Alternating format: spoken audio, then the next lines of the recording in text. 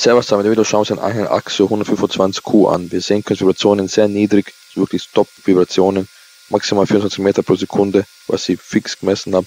Da ungummiert, teilweise 27 im Finger, wirklich unglaublich gut, weil unten oben zähle ich nicht ungummiert, weil oben ist sehr gut gummiert und seitlich halt nur, deswegen zählt die 24.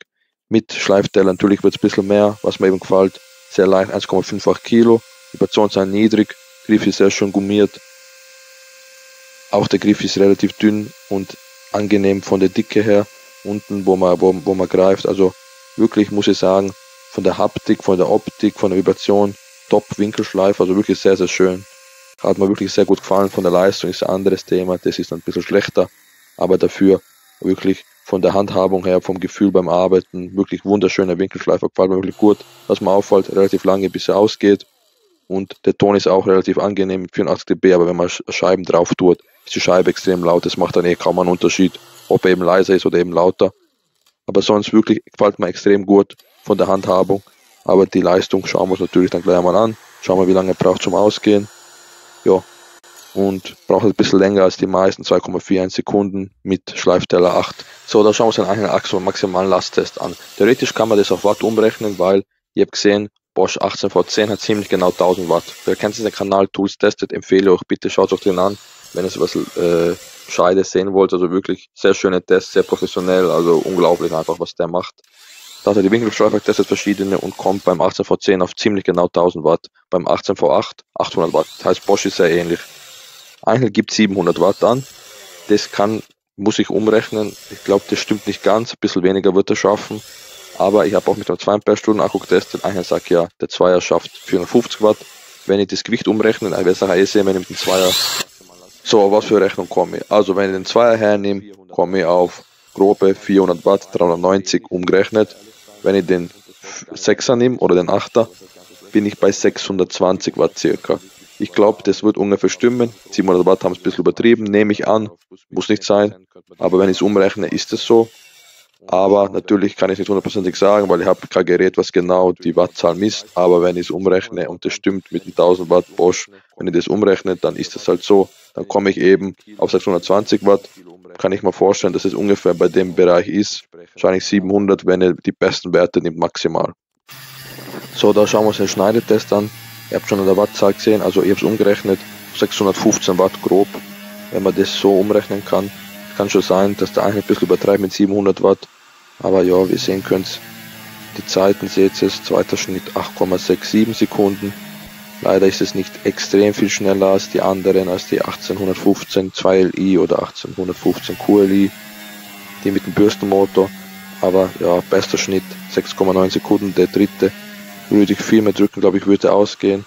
Leider habe ich mir ein bisschen mehr erwartet vom Axio. Er ist nicht schlecht, er ist eigentlich mehr als in Ordnung für daheim. Ich meine, wenn man nicht so viel schneidet, 600 Watt Winkelschleifer ist ganz okay. Ich meine, umgerechnet 600 Watt. Natürlich ist er nicht der schnellste, aber im Prinzip relativ gut, kann man sagen, kann sich nicht so beschweren. Jetzt ist dann mit der Hilfe dran scheiden.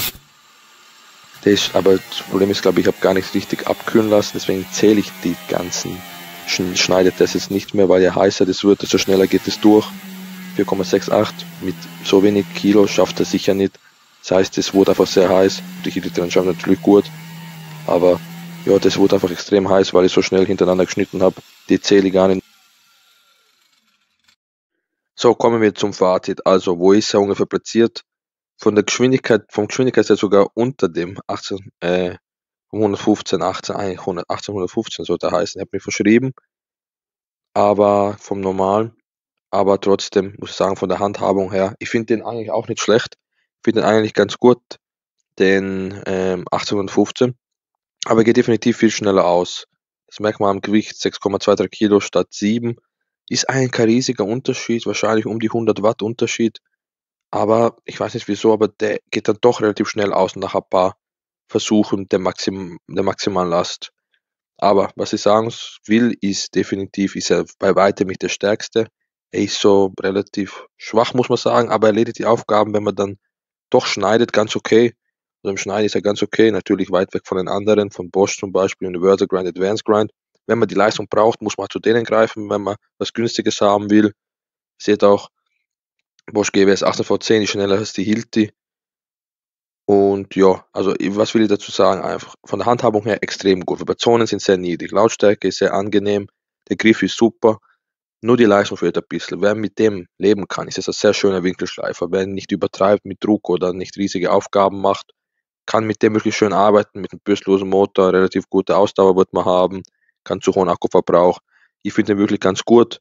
Nichts für wirklich harte Anwendungen, aber wirklich für normalen Gebrauch, wenn man sich nicht beeilt, wenn man ganz normal arbeitet, den nicht zu oft verwendet, würde ich sagen, es ist ein mehr als guter Winkelschleifer, der wirklich die Aufgaben gut erledigt. Wenn man den öfter verwendet, aber nicht auf die Zeit schaut, finde ich ihn auch ganz in Ordnung, weil er eben so wenig Vibrationen hat. Das ist wirklich wichtig für die Gesundheit. Also, ich kann den eigentlich empfehlen. Es fehlt ein bisschen an der Leistung, sonst ist alles in Ordnung und natürlich, dass es langsam ausgeht, dass der Teller relativ lange nachläuft. Das ist ein Nachteil, definitiv ein großer Nachteil, ist ein Sicherheitsmanko und so weiter. Aber ja, sonst kann ich ihn empfehlen. Wenn ihr etwas über Amazon bestellen wollt, würde ich gerne unterstützen, verwendet den Link unten. Danke fürs Schauen, danke für jeden, der es macht, danke für jeden, der liked, Kommentar da lässt, abonniert. Servus, danke, bis zum nächsten Video und ciao.